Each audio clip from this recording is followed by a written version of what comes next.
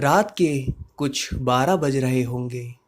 नितिन के कमरे से कुछ आवाज़ें उसकी माँ को सुनाई दी। नितिन, तुम क्या कर रहे हो? उसकी माँ ने बाहर से आवाज़ देते हुए पूछा।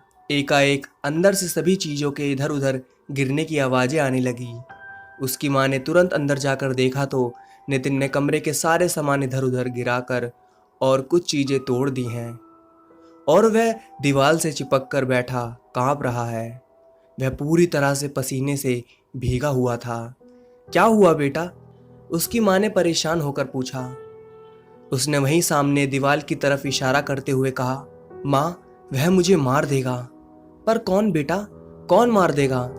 एकाएक वह बेहोश हो गया और कमरे की लाइट अपने आप बंद हो गई। चारों तरफ अंधेरा फैल गया। एक भयानक सी चीखने की आवाज पूरे कमरे में गूंजने लगी, मानो कोई दानव चिल्ला रहा हो। उसकी माँ किसी तरह कमरे से बाहर गई और फिर चार्जर बत्ती लेकर आई तो अंदर का नज़ारा देख वह हिल सी गई। अंदर आकर देखा तो नितिन कमरे के ऊपर दीवार पर उल्टा होकर भयानक हंसी हंसते हुए उकड़ू मारकर बैठा है। यह देख उसकी माँ रोने लगी और चिल्लाते हुए बोली, ऐसा क्यों कर रहा है? तभी पीछे से उसकी माँ को एक धक्का लगा और उसका सिर वहीं टेबल से टकरा गया और वह भी वहीं बेहोश हो गई। और नितिन भयंकर आवाज में बोल उठा, मैं अब आज़ाद हूँ, शैतान तेरा भोग मैं लगाऊंगा। आवाज़ सुनकर पास ही कमरे में सोया नितिन का छोटा भाई गोलू वहां आ गया। माँ को नीचे गिरा देख वह उन्हें उठाने लगा। तभी उसने देखा उसके बड़े भाई का चेहरा भयंकर व अजीब सा हो गया है और वह उसे ही घूर रहा है। वह चिल्लाते हुए कमरे से बाहर हनुमान चालीसा पढ़ते हुए भागा। उसे कुछ समझ नहीं आ रहा था कि क्या हुआ है। तभी एकाएक वह नीचे गिरा और वहीं जम सा गया, मानो किसी ने उसे जकड़ सा लिया हो। फिर नितिन उसकी तरफ बढ़ने लगा। वह उसके पास आकर भयंकर आवाज में हंसने लगा। भैया, आपको क्या हुआ है? वह हाफते हुए कहा। उसे यह नहीं पता था कि उसका बड़ा भाई अब भाई नहीं, एक शैतान आत्मा का शिकार बन चुका था। नितिन ने उसे सूंघते हुए कहा, वाह हे शैतान, यह भेंट तुझे खुश कर देगी। वह गोलू को पकड़कर वहीं पास ही बांध दिया और ना जाने क्या मंत्र पढ़ने लगा और किचन से चाकू लाकर वहीं बैठ गया। फिर ना जाने कहां से कोई प्रकार के रंग वाले सिंदूर वहां अपने आप आ गए और कई सारी हड्डियां भी। वह सिर घुमा घुमा कर मंत्र पढ़ने लगा। गोलू चिल्लाए जा रहा था पर शायद उसकी आवाजें किसी के कानों में नहीं जा रही थी। फिर नितिन बोला, शैतान, यह भेंट स्वीकार कर। यह कहकर उसने गोलू का गला काट दिया।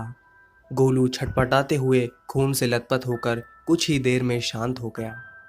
यह देख नितिन हंसे जा रहा था, या कहें उसके अंदर समाये शैतान की आत्मा हंस रही थी। फिर वह बोला, मैं तुम्हारे पास आ रहा हूं और भेंट के लिए। फिर वह ना जाने क्या बड़बड़ाते हुए बाहर निकल गया। अगली सुबह जब उसकी माँ को होश आया तो बाहर आकर देखा तो वह रोते हुए वहीं बैठ गई। आगे उसके छोटे बेटे का शरीर पड़ा हुआ था, जिसका गला कटा हुआ और चारों तरफ खून ही खून। वह चिल्लाते और रोते हुए नितिन को पुकारने लगी। जब कोई आवाज ना आई तो वह रोते हुए बाहर गई। आस पड़ोस वाले यह देख उसके साथ आए और अंदर देखा तो उनके होश उड़ गए। उन्होंने तुरंत पुलिस को फोन किया। कुछ ही देर में पुलिस आ चुकी थी और गोलू के शरीर को ले जा रही थी। इसकी माँ रोते रोते अबोध हो चुकी थी और बार बार यह कह रही थी कि उसके बड़े बेटे ने ही उसे मारा, इसलिए वह गायब है। विनय, जो कि नितिन का दोस्त था, वहीं पास में ही रहता था। यह सूचना जानकर वहाँ आया। वह सोच रहा था कि नितिन ऐसा क्यों करेगा। वह तो अपने छोटे भाई से बहुत प्यार करता था और नितिन कोई छोटा लड़का नहीं, 21 साल का कॉलेज में पढ़ने वाला लड़का था। विनय ने यह उसके माँ से पूछा तो वह रोते हुए बोली कि परसों से वह कुछ अलग ही तरह का व्यवहार कर रहा था। कभी एकाएक हंसता, कभी रोने लगता और दिन भर वह कमरे में अकेले बैठा रहता। पर कल वह कुछ ज़्यादा ही भयानक हो गया था, मानो उसके अंदर कोई शैतानी शक्ति आ गई हो, जो उसकी आंखों में साफ दिख रही थी। उसी ने गोलू की हत्या की है। फिर पुलिस पूछताछ करने लगी और गोलू के बॉडी को पोस्टमार्टम के लिए ले गई। उसकी माँ ने परसों से बताया कि वह अजीब हरकतें कर रहा है। उसी के एक दिन पहले तो नितिन, विनय और उसके दोस्त उत्तराखंड के नैनीताल के पहाड़ों से घूम कर आए थे। विनय ने यह सोचा कि लौटते वक्त भी तो वह अजीब सी हरकतें कर रहा था, और वो मंदिर पर घटी घटना जिसने उन्हें डरा दिया था। विनय ने फोन कर सभी दोस्तों को बताया कि नितिन ने अपने भाई की हत्या कर दी है और वो गायब है। दोस्त बोले, मुझे तो मंदिर से ही कुछ खराब लग रहा था। इस घटना के 10 दिन पहले नितिन, विनय, शुभम और विशाल चारों बहुत खुश थे क्योंकि वह सब उत्तराखंड घूमने जा रहे थे। उन सब का ग्रेजुएशन पूरा हुआ था और फिर इस ट्रिप का प्लान किया गया। शुभम, भाई मैंने तो कुछ गर्म कपड़े ले लिए हैं, वहाँ बहुत ठंड पड़ती है। विनय, भाई हमें भी पता है। विशाल बोला, यार वहाँ किसी नैनीताली को मैं दिल ना दे बैठूं। तीनों हंस पड़े और बोले, तू ही तो है दिल फेंकू आशिक, तुझे कोई ना कोई मिल ही जाएगी। कुछ घंटों के बाद ट्रेन से उत्तराखंड का प्रकृति की छटा के नज़ारे दिखने लगे। फिर वो सब नैनीताल पहुँचे। रात हो चुकी थी तो जल्दी से एक होटल में रुक गए। अगले दिन भरपूर नैनीताल का मज़ा लिया चारों ने। वहाँ तो जितना घूमे तो उतना ही कम था। नितिन पहाड़ों के फ़ोटो खींचना चाहता था और कई प्राकृतिक चीज़ों की भी, तो वह चारों पहाड़ों पर चल दिए, पर उन्होंने कोई गाइड नहीं ली। अक्सर लोग पहाड़ों पर घूमने के लिए एक गाइड का सहारा लेते हैं। पहाड़ पर घूमते हुए वह एक छोटे से गांव के ऊपर थे जिसमें 10-12 घर थे। वहाँ पहाड़ से गांव ही शानदार लग रहा था। शाम हो चली थी पर वह बेफिक्र होकर अभी भी घूम रहे थे। पास ही एक छोटा पेड़ों का जंगल था। वह चारों उस ओर बढ़ चले। बाहर से जितना कम जंगल दिख रहा था, अंदर कुछ ज्यादा ही घना था।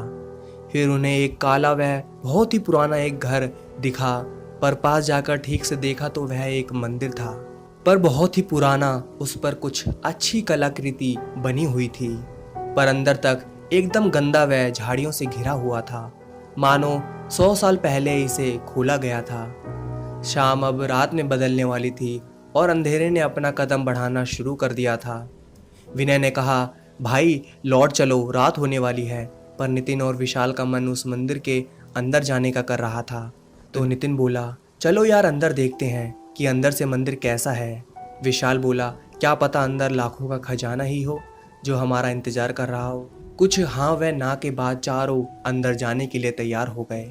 मोबाइल के फ्लैश टॉर्च को जलाकर देखा तो वहाँ बड़ी काली माता मंदिर लिखा हुआ था और मंदिर का छोटा दरवाजा एक ताला से बंधा था जिस पर एक पोटली बंधी हुई थी और एक बड़ा त्रिशूल बांधा गया था, मानो कोई जादू टोना किया गया हो। पर किसी मंदिर में कोई जादू टोना का सामान कैसे हो सकता है। विनय बोल उठा, यार ताला भी लगा है, अब क्या इसे तोड़ोगे? छोड़ो बे, चलते हैं। पर नितिन ने एक बड़ा सा पत्थर उठाकर उस पर जोर से दे मारा। 2 बार में वह ताला टूटकर दूर जा गिरा। वाह मेरे पहलवान, शुभम ने उसकी पीठ ठोकते हुए बोला। त्रिशूल को खोलकर वहीं रखकर धक्का देकर दरवाजे को खोला। जैसे ही मंदिर का दरवाजा खुला, एक चीख की आवाज व एक हवा उन चारों को छूती हुई निकल गई। यह चीख सुनकर उन्हें कुछ डर तो लगा, पर नितिन बोला, यार कोई छोटा जानवर जंगल में चिल्ला रहा होगा, डरपोक कहीं के। बाहर से मंदिर छोटा दिख रहा था पर अंदर काफी लंबा व बड़ा था। दीवाल मकड़ी के जालों व कालेपन से भरा हुआ था। चारों अंदर की तरफ गए। दीवालों पर मोबाइल के टॉर्च से देखा तो वहां का दृश्य भयंकर था, मानो किसी ने खून से देवी देवताओं का अपमान किया हो। ऐसा दृश्य उन्होंने कभी नहीं देखा था। वहाँ ओम, जो कि हिंदू धर्म का एक पवित्र चिन्ह है, उसे उल्टा लिखा गया था और उसे काटा गया था, और एक देवता का सिर कटा हुआ था और एक देवी की अंतड़ियों को काट कर नीचे गिरते हुए दिखाया गया था, मानो किसी ने इसे अभी अभी खून से बनाया हो। वह इतनी अच्छी तरह से बना था कि एक बार देखकर ही समझ में आ सकता था कि वहाँ देवी देवताओं का अपमान किया गया था। विशाल बोल पड़ा, किस कुत्ते ने यह बनाया होगा साला। नितिन भी चिंतित भरे स्वर में बोला, पता नहीं, कोई पगला गया होगा। फिर वह मंदिर के गर्भगृह में पहुंचे। वहां का दृश्य तो और भी भयानक था। वहां चारों तरफ कई हड्डियां रखी हुई थी और मूर्ति के स्थान पर एक शरीर की हड्डियों का ढांचा लटकाया गया था और उसकी पूजा की गई थी। और वहीं पास में एक काले साए को देवता को खाते हुए बनाया गया था। यह सब देखकर लग रहा था कि यह कोई मंदिर नहीं, मानो बुरी शैतानों का घर हो।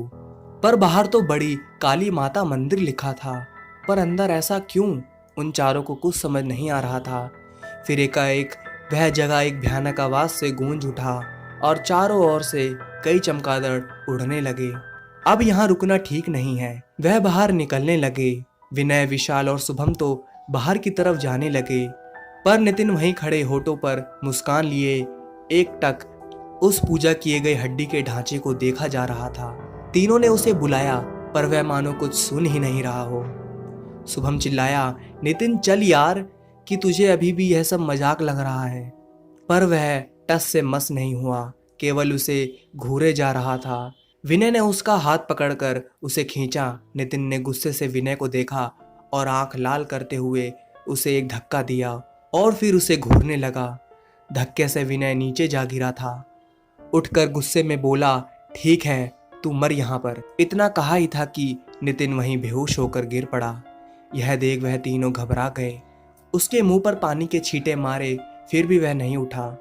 उसे तीनों उठाकर बाहर लाने लगे। तभी उन्हें ऐसा लगा मानो कोई उनके पीछे खड़ा होकर गुस्से से घूर रहा हो, पर अंधेरे में कुछ नहीं दिखा। मोबाइल के टॉर्च से देखा तो पीछे कोई नहीं था। एकाएक किसी ने विशाल को पैरों से पकड़कर खींचा और मुंह के बल गिर पड़ा और पीछे की तरफ खींचा चला गया। विशाल डर के मारे चिल्लाने लगा और फिर जल्दी से उठकर भागा। नितिन को कंधे पर उठाकर बाहर लाने लगे तो देखा गेट तो बाहर से बंद है, पर विशाल और शुभम ने गेट पर जोर का धक्का मारा, जिससे वह खुल गया। फिर चारों तरफ बहुत तेज हवाएं चलने लगी और मानो उन्हें मंदिर के अंदर ही खींच रही हो। विनय ने वहां पड़े त्रिशूल को उठा लिया। जैसे ही त्रिशूल उठाया, सब कुछ शांत हो गया। वहीं गेट के पास त्रिशूल फेंक नितिन को कंधे पर उठा वह तीनों मोबाइल का टॉर्च जला अंधेरे में भागे और फिर पहाड़ की तरफ। एकाएक नितिन को होश आ गया। यह देख उनकी जान में जान आई। होश में आते ही नितिन भारी आवाज में बोला, हम वहां से क्यों चले आए? विनय बोला, साले तुमको फिर जाना है क्या? चूतिए, एक हवा से ही बेहोश हो गए और क्यों चले आए ऐसा बोल रहे हो? एक हंसी की छटा बिखरी सबके चेहरे पर। रात हो चुकी थी। मोबाइल की घड़ी में 7:30 बज रहे थे। आगे अंधेरे में अभी इस पहाड़ पर कैसे जाए, पर किसी तरह आगे बढ़े। अंधेरा का घेरा कुछ ज्यादा ही बढ़ गया था, पर फिर भी वह चारों पहाड़ पर बिना किसी दिशा देखे चल पड़े। सबसे खराब बात यह थी कि उनमें से किसी के मोबाइल में नेटवर्क नहीं था। यहाँ पहाड़ पर नेटवर्क हो तो पुलिस को तो फोन ही किया जा सकता था। और एक अजीब सा डर उनके अंदर आ गया था। और ना जाने बीच बीच में नितिन अजीब हरकतें कर रहा था। कभी कहता चलो उस मंदिर में चलें, कभी कहता हम सब मर जाएंगे, तो कभी तुम सबके मांस का स्वाद बहुत अच्छा होगा। उसकी यह बातें मजाकिया भी लगती हैं और डरावनी भी, पर उन्हें ज़्यादातर मजाक ही लगा। मोबाइल के टॉर्च से देख देख कर उस अंधेरी रात में वह चारों पहाड़ पर बढ़ने लगे, पर किस ओर बढ़ रहे हैं इसका कोई अता पता नहीं था। उनको हर समय यह लगता मानो उनके साथ कोई और भी पीछे पीछे चल रहा है, पर वहाँ हवा के अलावा और कुछ नहीं होता। उन चारों को एक बहुत ही बुरी गंध घेरे हुए थी, मानो कोई मरा हुआ सड़ रहा हो। विशाल बोला, यार ये कैसा गंध है, जैसे कुछ सड़ रहा हो। जब से मंदिर से बाहर आया हूँ यही गंध जैसे चारों तरफ फैली हुई है। शुभम और विनय एक साथ बोले, हाँ यार यह गंध मेरा भी दिमाग खराब कर रही है। पर नितिन बोला, तुम सब भी ऐसे ही सड़ जाओगे। यह सब सुन विनय गुस्से में बोला, तुम साले दारू पी लिए हो क्या, जो कब से अनाप शनाप बके जा रहे हो? एक तो तुम दोनों के मंदिर में चलो चलो की वजह से अब अंधेरे में भटक रहे हैं, और साला तुमको अलग ही मजाक चढ़ी है। विनय ने इतना बोला ही था कि विशाल चिल्ला उठा, अरे वो देखो आग जल रही है और लालटेन लटकी हुई है, वहाँ नीचे कुछ घर के जैसे लग रहा है। यह देख उनकी जान में जान आई। किसी तरह वह चारों नीचे उतरे। वहाँ एक नहीं कई पहाड़ी छप्पर के घर थे। वह जैसे ही वहां पहुंचे तो देखा कई लोग आग जलाकर बाहर बैठे हुए थे। वहां के लोग उन्हें अजनबी की तरह देखने लगे, पर एक आदमी उठकर बोला, बेटे तुम सब यहाँ कैसे? विनय बोला, काका हम सब पहाड़ों में खो गए थे, अंधेरा होने के कारण अब हम अपने होटल तक कैसे पहुंचे? वह आदमी बोला, देखो बेटा, घूमने आए लोगों का होटल पहाड़ के उस पार है और अब तो रात हो गई है और अब वहाँ कोई नहीं जाएगा। विशाल बोला, तो काका हम क्या करें? वह आदमी बोला, आज रात यहीं हमारे पास ही ठहर जाओ, कल सुबह मेरे लड़के बाला के साथ चले जाना। विनय, काका बहुत बहुत धन्यवाद। कोई बात नहीं बेटा, खुदा हमारी मदद करते हैं, ऐसे ही हम भी तो मदद कर ही सकते हैं, काका बोले। अब रात की ठंडी भी पड़ रही थी तो वहीं बाहर आग के पास सब बैठ गए। काका बोले, अरे बाला, अपनी माँ से कहो कुछ लोग आए हैं, जरा दाल और रोटी चढ़ा दें। फिर उसने बोला, बेटा क्या है ना, हम सब खा चुके हैं, तुम सब तो भूखे होंगे ना। विशाल बोला, क्यों परेशान हो रहे हैं, हमारा पेट भरा है। बाला भी उन चारों के साल का ही था। वह सुबह जागकर गर्म कपड़े और लकड़ियां से बने कई सुंदर सामान वहां पर्यटकों को बेचता था और उसके पिता, जो कि अब उन चारों के काका हो चुके थे, वह भी वही काम करते थे। उसी से उनका घर चलता था। केवल वह ही नहीं, वहाँ के आसपास के सभी यही काम करते थे। काका बोले, बेटा तुम सब इन पहाड़ों में क्यों इतनी रात में रुक गए? विनय बोला, अरे काका, वो ऊपर एक जंगल में एक पुराना मंदिर देखने लगे, उसी में देर हो गई। काका घबरा कर बोले, कौन? वो जंगल वाली बड़ी काली माता मंदिर? विनय बोला, हाँ काका वही। यह बात हो ही रही थी कि नितिन धड़ाम से खटिया से नीचे गिर पड़ा।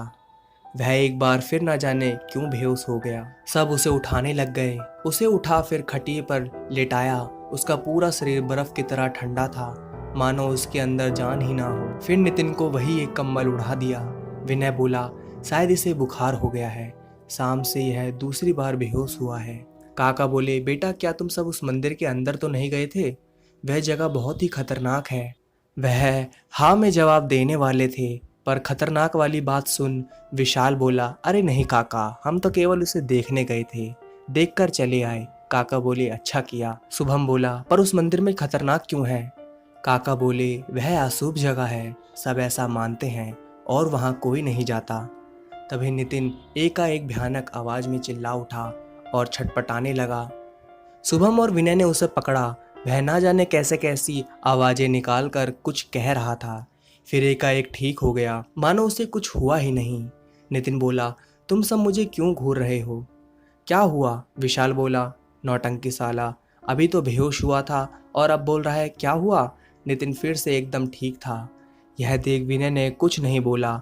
उसे यह लग रहा था कि कुछ तो गड़बड़ है नितिन के साथ। मंदिर में जाने के बाद अब वह सामान्य नहीं था और काका के अनुसार वह मंदिर एक खतरनाक जगह है, पर विनय ने ज़्यादा ध्यान नहीं दिया।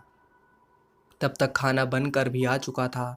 दाल और मोटी मोटी रोटी काकी ने बनाई थी। रात के 9 से ज़्यादा बज रहे थे और उन्हें भूख भी लगी थी, तो चारों खाने पर टूट पड़े।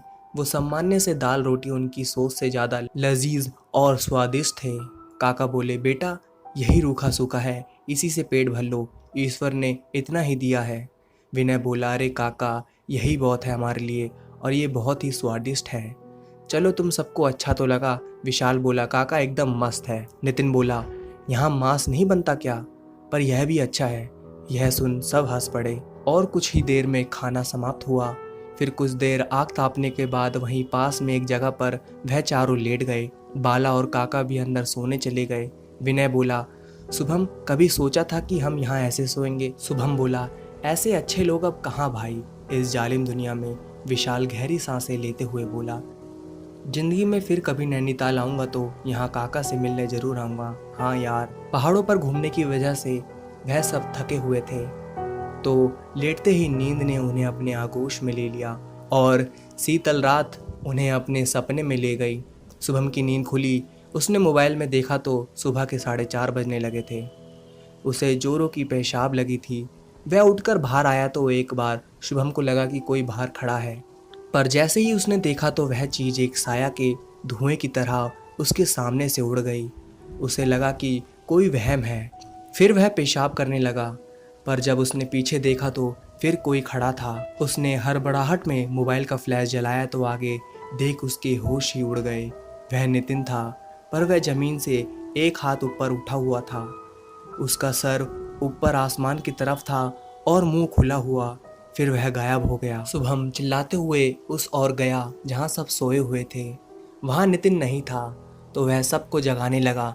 चिल्लाहट सुन सब जाग गए तो शुभम बोला, नितिन अभी यहाँ बाहर से ही गायब हो गया, मैंने अपनी आंखों से देखा।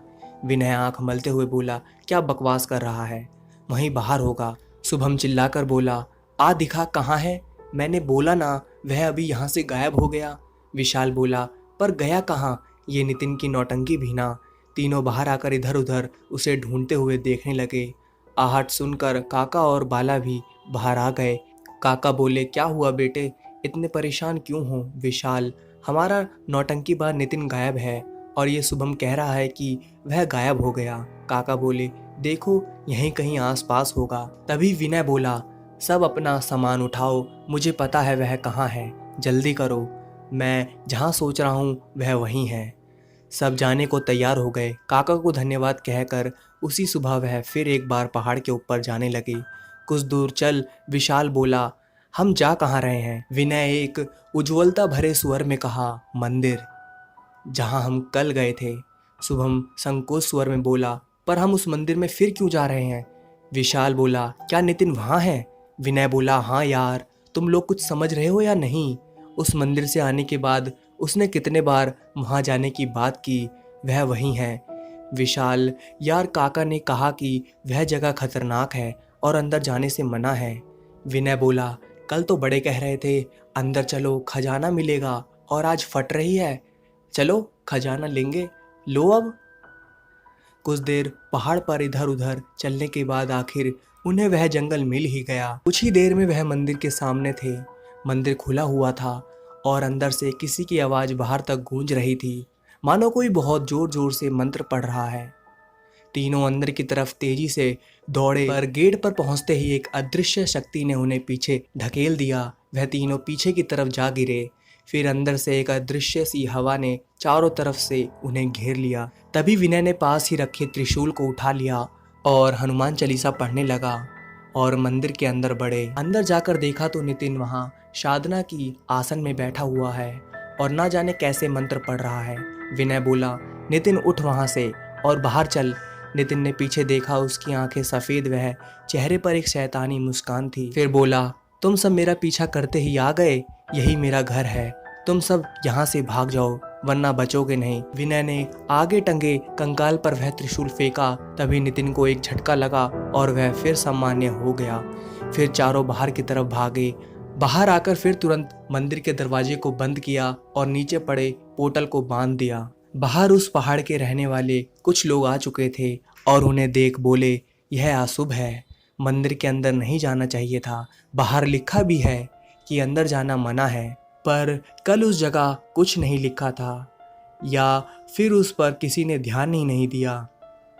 अब काका भी आ चुके थे और उन्हें देखकर बोले, बेटा तुमने यह दरवाज़ा क्यों खोला, अंदर कुछ हुआ तो नहीं। शुभम बोला, नहीं काका, हमने कुछ नहीं छुआ, हमें माफ़ कर दो, हम यहाँ से जा रहे हैं। वहाँ के गांव वाले उस दरवाजे को बंद करने में लग गए और वह चारों दोस्त फिर पहाड़ से होते हुए होटल आ गए। होटल आके उन्होंने राहत की सांस ली। आते वक्त बाला भी उनके साथ आया था।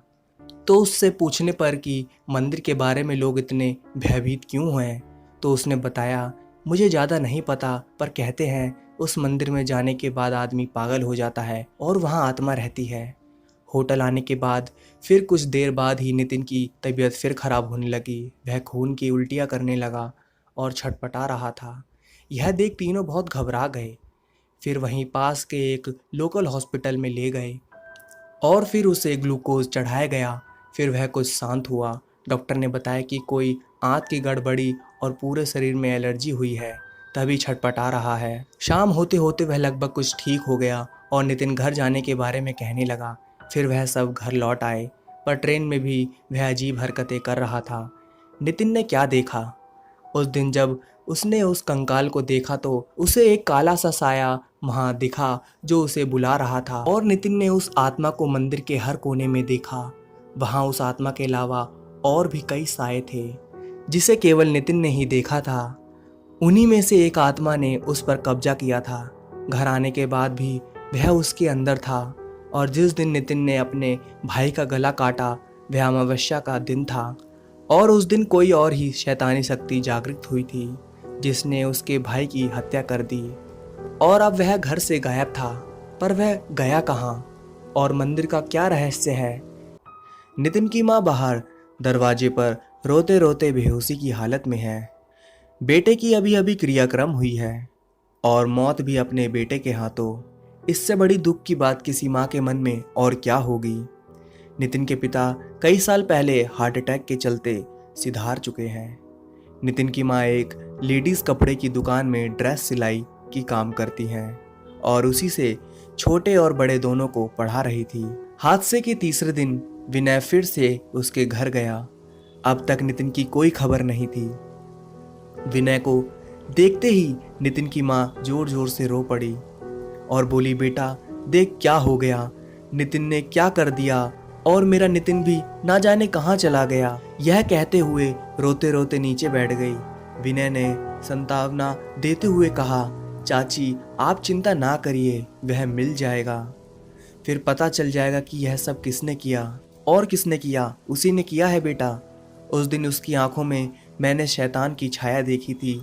वह किसी भूत प्रेत की वश में था, वरना अपने जान से ज्यादा प्यारे भाई को वह एक खरोच भी ना दे।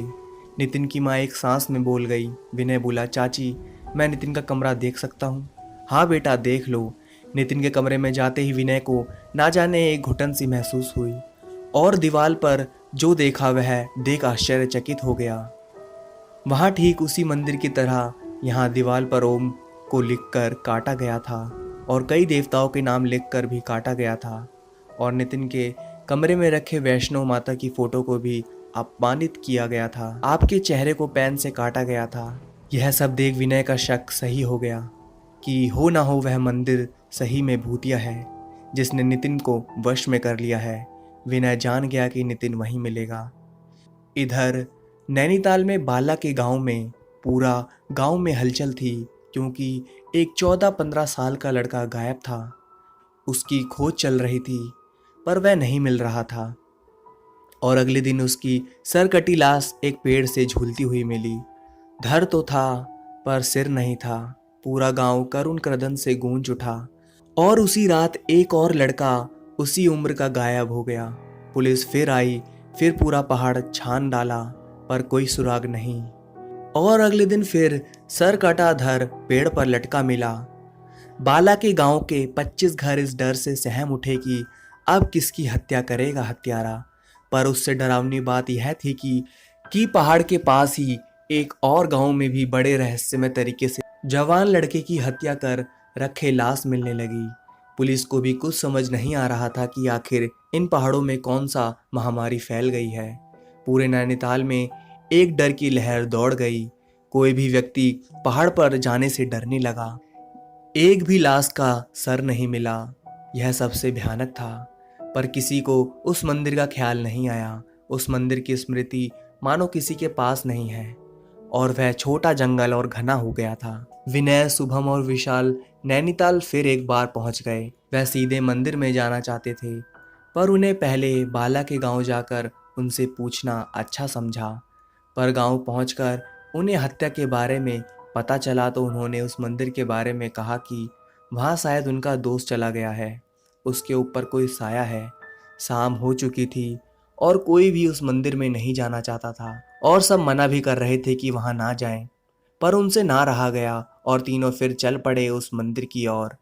अंदर से एक बहुत ही बेकार सड़ी बदबू आ रही थी, मानो चर्बी और मांस जल रहा हो, और बीच बीच में किसी के जोर जोर से हंसने की आवाजें भी आ रही थी। तीनों ने धीरे से मंदिर का दरवाजा खोला। वह पूरी तैयारी करके आए थे। विशाल ने एक डंडा या कहे लाठी व विनय भगवान की फोटो यह सब लेकर आए थे। अंदर गर्भगृह में पहुंचकर जो देखा वह देख उनके होश उड़ गए। अंदर चारों तरफ मांस के सड़े की गंध है, और नितिन पास ही बैठकर एक लड़की की खोपड़ी, जिसकी आंखें नहीं थी पर बाल और चेहरे की मांस को जैसे खाया गया हो, उसी को चाट रहा था। और पास ही एक सर उस शैतान कंकाल को चढ़ाया गया था। यह दृश्य देख उन तीनों की घिघी बंद गई और शरीर सुन्न हो गया। वह उस काल अंधेरे में जलते आग की रोशनी में छुपकर यह सब देख ही रहे थे कि तभी चारों तरफ से रोने और हंसने की आवाजें आने लगी। पर वह चीज क्या थी वह नहीं दिख रहा था। फिर वहां रखी सर को एक काली सी आकृति खाने लगी। बहुत ही भयानक था। और नितिन पास ही बैठकर उस खोपड़ी को खा रहा था और कह रहा है कितने दिनों के बाद इतना स्वादिष्ट प्रसाद मिला। उसकी आंखों में एक लाल हुई पुतली को साफ देखा जा सकता था और उसके चेहरे के भयानकपन को देख कोई भी भयभीत हो जाए। उन तीनों को कुछ समझ में नहीं आ रहा था कि यहाँ हो क्या रहा है और इस नितिन को क्या हो गया है और इसके पीछे कौन है। फिर उन्होंने देखा कि कई सारी काली आकृति उनकी तरफ बढ़ने लगी। ध्यान से देखा तो नितिन भी उनकी तरफ ही घूर रहा था। उसकी होठों से खून नीचे टपक रहा था और जैसे वह अभी उन्हें भी खा जाएगा। काली भयानक साया तो उनकी तरफ बढ़ ही रही थी। तीनों की हालत एकदम काटो तो खून नहीं ऐसा हो गया था। अब हम क्या करें, विशाल चिल्लाया। फिर तीनों बाहर की तरफ भागे पर उन सायों ने शुभम को पकड़ लिया। वह चिल्लाने लगा, बचाओ बचाओ। विनय और विशाल तो पागलों की तरह बाहर भागे।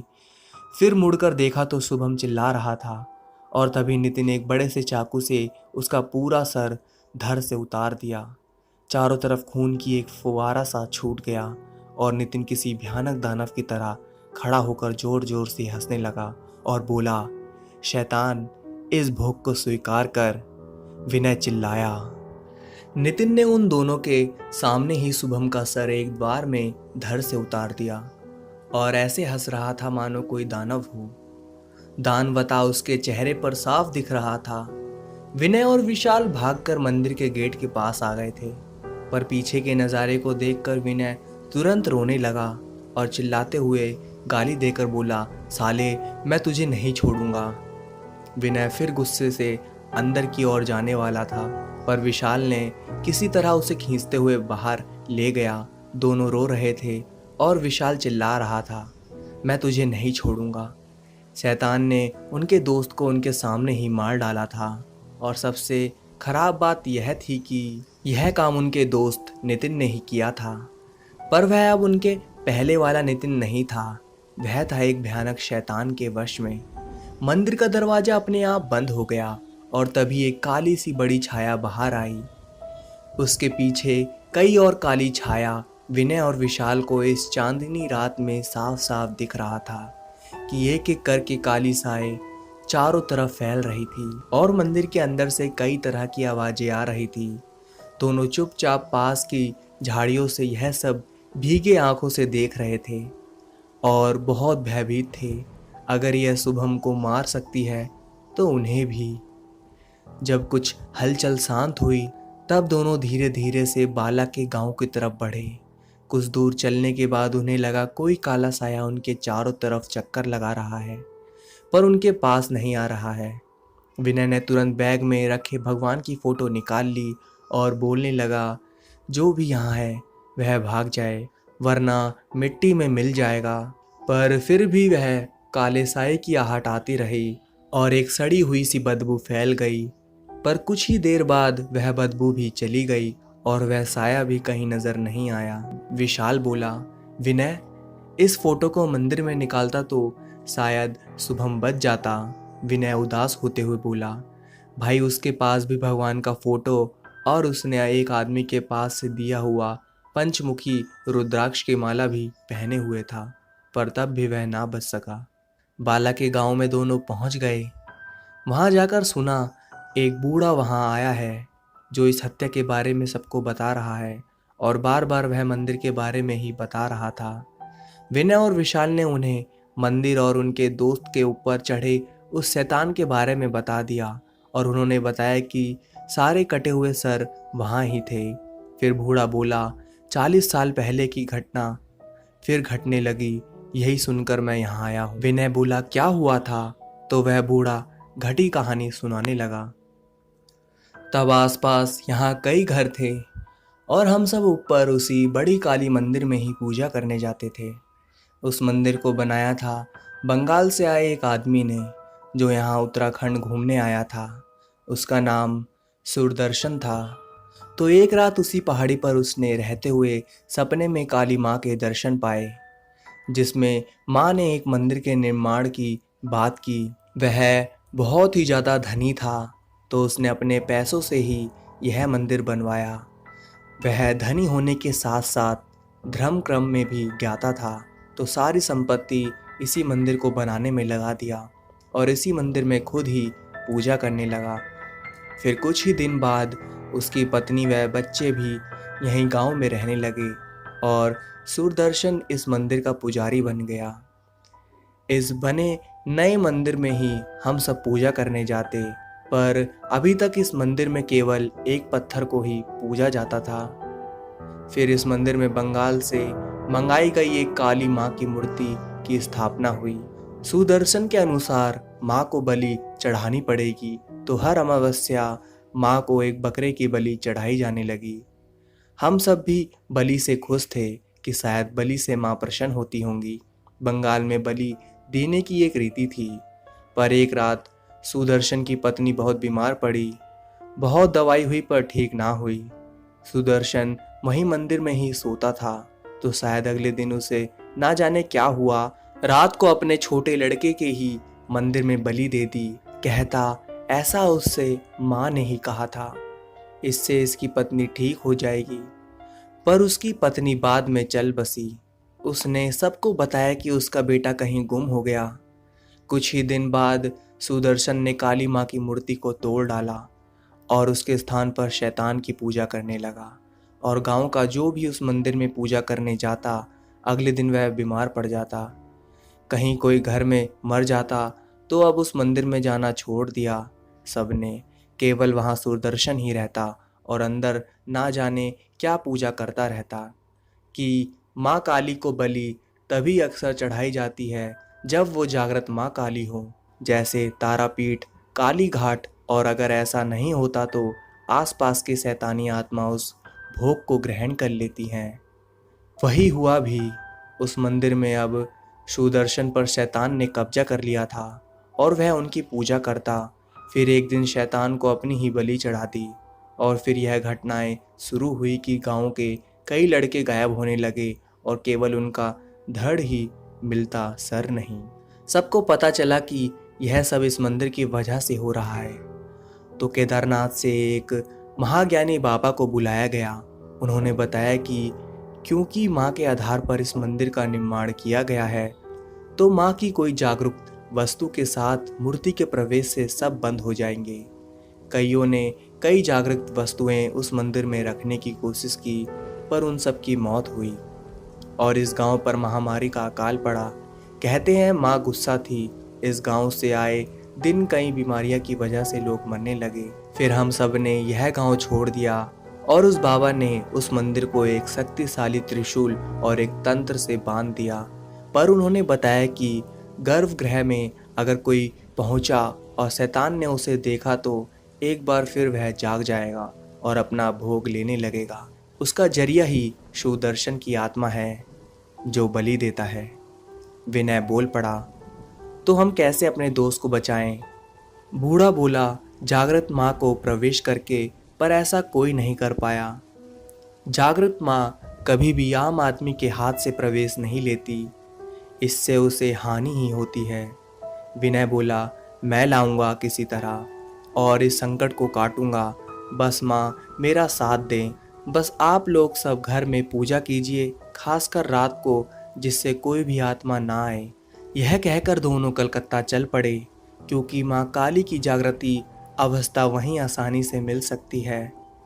विनय ने निर्णय लिया कि जान भी देनी पड़ जाए पर नितिन को बचाऊंगा। विनय और विशाल कोलकाता पहुंचे और वहां से तारापीठ को माँ काली की जागृत मूर्ति कहा जाता है। पर यह कैसे पता किया जाए कि कौन से जागृत वस्तु ले जाया जाए और वो मिलेगा कैसे? कोई साधु संतों से बात करने के बाद उन्हें पता चला कि बड़े पुजारी श्री शक्तिदानंद के पास इस सवाल का जवाब जरूर होगा। श्री शक्तिदानंद से मिलना उतना आसान नहीं था।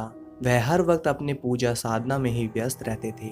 तो इसी बीच माँ तारा के दर्शन किया दोनों ने। विनय तो माँ तारा के सामने रो पड़ा और बोलने लगा, हे माँ, अब तुम ही हमारा साथ दो और रास्ता दिखाओ। दिन भर वहीं मंदिर में बैठे रहे। शाम के 7 बजे उन्हें श्री शक्तिदानंद से मिलने का मौका मिला। वो एक सिद्ध पुरुष थे। देखते ही समझ गए कि कोई विचित्र वस्तु उनके ऊपर साया बनाए हुए है।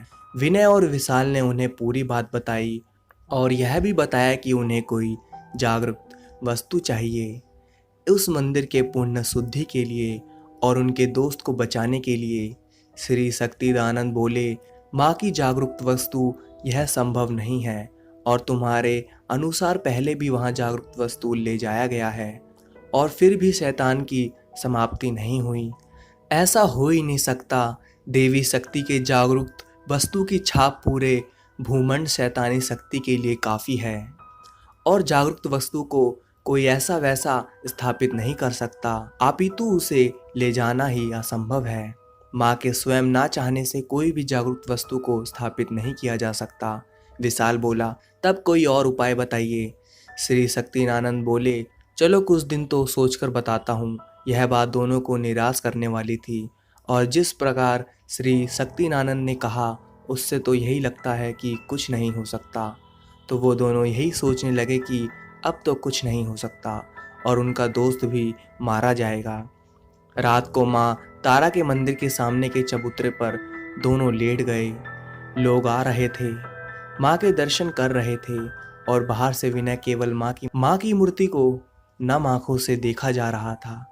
उसके मन में एक लहर जाग गई थी कि वह उस पूरे गांव को इस शैतानी आत्मा से मुक्ति दिलाएगा, पर यह उतना आसान नहीं था जितना उसने सोचा था। इससे पहले जागरूक वस्तु के नाम पर जो व्यक्ति भी कुछ ले गया वह सब कुछ नहीं था, पर उसके मन में एक बात बार बार उठ रही थी कि वह ये काम कर लेगा। वह आंख बंद कर माँ के नाम का जाप करने लगा और यह करते करते वहीं सो गया। उधर असध्य रात में पूर्ण निंद्रा में बाबा शक्तिनानंद ने सपने में देखा कि उन्हें माँ कह रही हैं कि एक जागरूक वस्तु कहीं और भी ले जाना है और यह काम किसी श्रेष्ठ से होगा। सुबह उठ बाबा शक्तिदानंद जान गए थे कि यह माँ का संदेश था। सुबह विनय और विशाल को खुद बाबा शक्तिनानंद ने जगाया। उनके साथ एक लड़की थी। उसकी उम्र यहीं कोई 14-15 साल की होगी। ना जाने क्यों उसके दोस्त देखते ही कई लोग उस छोटी लड़की के पैर छूकर और आशीर्वाद लेकर गए।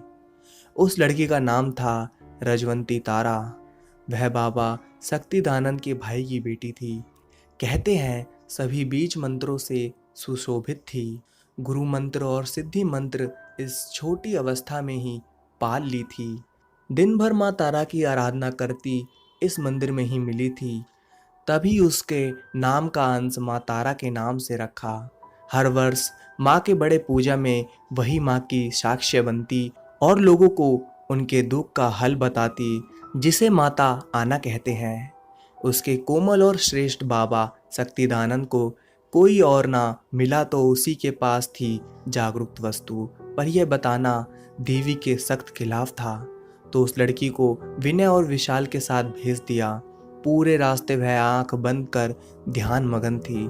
शाम को विनय और विशाल उस लड़की को लेकर उस मंदिर के पास पहुंच गए। वह लड़की कुछ ना बोलती, केवल एक छोटी सी मुस्कान उसके मुंह पर सदा खेलती रहती, पर मंदिर देखते ही उसके चेहरे के भाव बता रहे थे कि वह मारे गुस्से के आग बबूला है। नाक से निकलते फुंकार साफ सुनाई दे रहे थे। कुछ ही दूर खड़े विनय और विशाल के लिए यह बहुत आश्चर्यजनक था। धीरे धीरे उस लड़की की आंखें लाल होने लगी, बाल धीरे धीरे हवा में उड़ने लगी। चारों ओर के सन्नाटे के बीच ही एक चलते तूफान को सुनना शायद बहुत आसान था। यह दृश्य बहुत भयानक लग रहा था, मानो कोई शैतान खुद उस लड़की के अंदर आ गई हो। फिर पैर झटक झटक कर वह लड़की मंदिर की तरफ बढ़ी। अब तक जितना विनय और विशाल ने उस लड़की को देखा था वह ऐसी नहीं थी। मंदिर के सामने आकर वह बदल गई थी। गेट पर पहुंचते ही गेट अपने आप खुल गया। अंदर से कई प्रकार की भयानक आवाज एक साथ आने लगी और फिर कई काली परछाई बाहर आने लगी। यह बहुत ही भयानक दृश्य था, मानो कई शैतानी आत्माएं इस मंदिर से निकलकर भाग रही हों। चारों ओर का वातावरण एकदम काले कोहरे से घिर आया।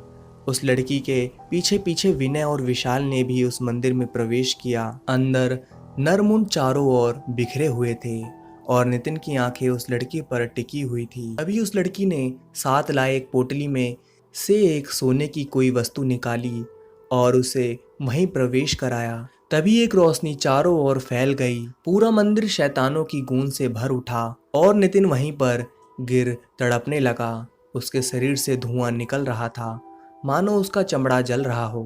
तभी एक तीव्र रोशनी के साथ सारा नरमुंड और पूरा मंदिर ठीक हो गया और वह लड़की वहीं बेहोश हो गई। इस दौरान इतने प्रकाश के बीच विनय और विशाल ने कुछ नहीं देखा।